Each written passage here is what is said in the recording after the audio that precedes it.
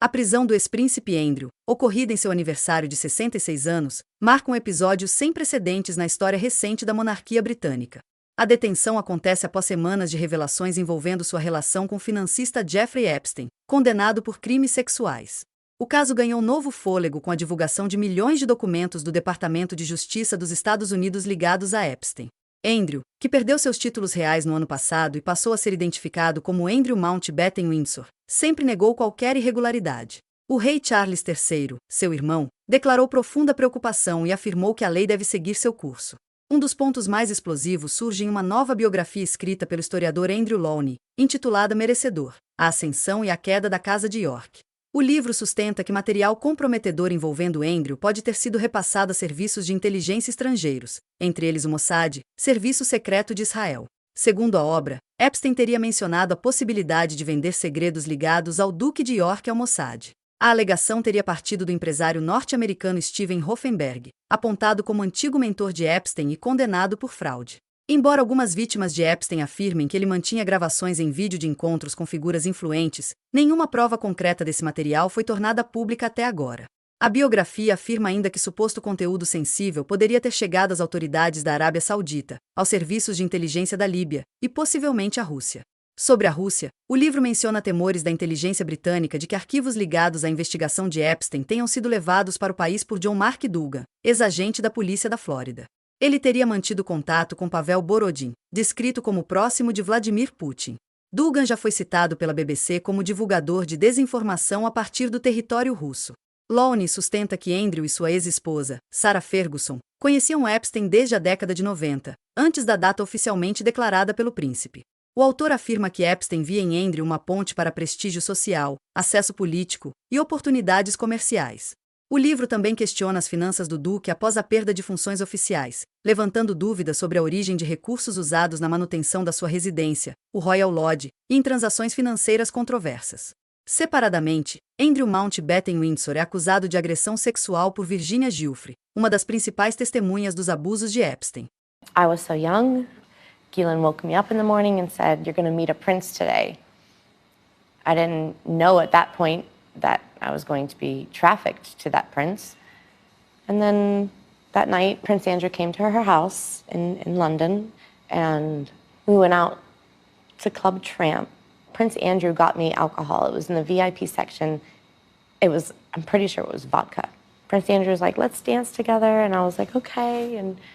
And we leave Club Tramp, and I hop in the car with Ghislaine and Jeffrey.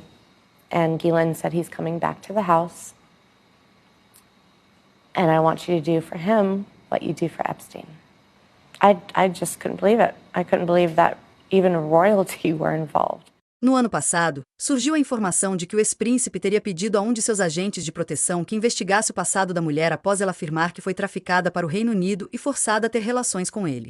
Segundo a denúncia, ele teria fornecido ao agente a data de nascimento e o número de seguridade social de Giuffre pouco antes de uma foto dos dois ser publicada em um jornal, em fevereiro de 2011.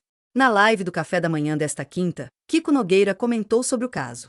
Uma pancada importante na moleira da instituição da monarquia britânica e passa a ser discutido também, né? Por que esses caras ainda existem, para que eles ainda existem, é para estuprar meninas. As filhas dele, com a ex-princesa Sarah Ferguson, eles têm duas filhas que são tecnicamente princesas. E elas também, jovens, frequentavam o Jeffrey Epstein. Veja, o Jeffrey Epstein não era um homem feio, esquisito, que morava numa floresta e as pessoas levavam lá crianças para ser sacrificadas. Não. Havia jantares, ele recebia, viajava o mundo, era um globetrotter, ele combinava que ia estar em Paris dia tal com o Bono, que é outro vagabundo, um sujeito que agora lançou um novo trabalho pelo YouTube e conseguiu fazer uma música relativizando o genocídio em Gaza, citando que isso foi por causa do 10 de outubro, lá, quando o Hamas invadiu aquela festa e fez aquele estrago matando jovens israelenses. Mas ele conseguiu colocar as duas coisas com o mesmo peso. o Bono frequentava, passeava com o Epstein, é citado, o Woody Allen, e essa nobreza europeia, que incluía também a princesa da Noruega, está tendo que se explicar, o filho dela, estuprador também, foi preso. Uma turma barra pesada. Como é que eles escapam? Porque são ricos. Como é que ninguém foi atrás desses caras? É rico. O outro é príncipe, porra. Quem vai mexer com o príncipe? Né? Demorou. Agora chegou a conta. Finalmente. Depois desses milhões de documentos aí liberados pelo Departamento de Justiça americano. Nos Estados Unidos está havendo uma resistência ainda a punir esses estupradores, esses canalhas aí. Tem gente ligada diretamente ao presidente americano Donald Trump, além do próprio Trump. Essas pessoas, eles são de uma natureza demoníaca, meio satânica, né? Essa perspectiva aí é importante a gente ter em mente. Esse pessoal não tem uma espécie de freio moral apurado. O que a gente aprendeu do Império Romano, especialmente aí dos gibis do Asterix, maravilhosos, deu para muita gente a iniciação no que era aquilo lá e a resistência também, né, daquela tribo dos gauleses ali, mas gente que se acostumou a esse ritual de barbárie, de orgia, de sexo e comida, bebida, né, e de, assim, falta de tato e uma noção do que é a civilidade bastante elástica, bastante, assim, generosa no sentido de você achar normal estupros internos, inclusive, abusos entre eles, assassinatos, eles vêm disso. As histórias que o Shakespeare, só para a gente ficar na Inglaterra, narra, né, de tudo, de você pegar o Macbeth, o Hamlet, são profundamente violentas. A cena final de Hamlet é um genocídio, morre todo mundo, são 19 pessoas que morrem. São 19 mortes, se não me engano. Vou até pegar aqui, na última cena.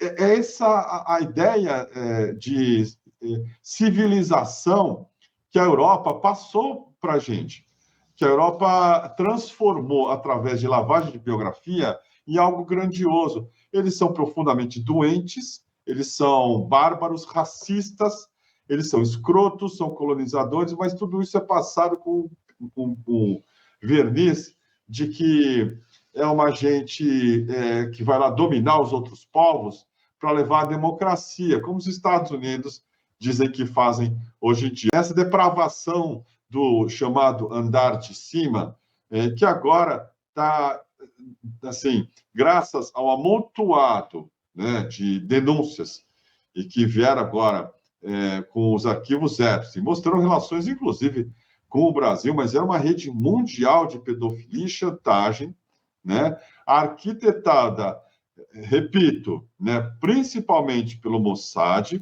a Ghislaine Maxwell, que era cafetina do Epstein, e principal parceira de crime dele, comparsa, ela é filha dos agentes mais famosos do Mossad, o Robert Maxwell. E o tempo todo isso é citado, inclusive por ex-agentes do Mossad também. Então, assim, essa turma barra pesada, agora está pagando, começando a pagar, pelo menos aí na Europa, pelos crimes que cometeu.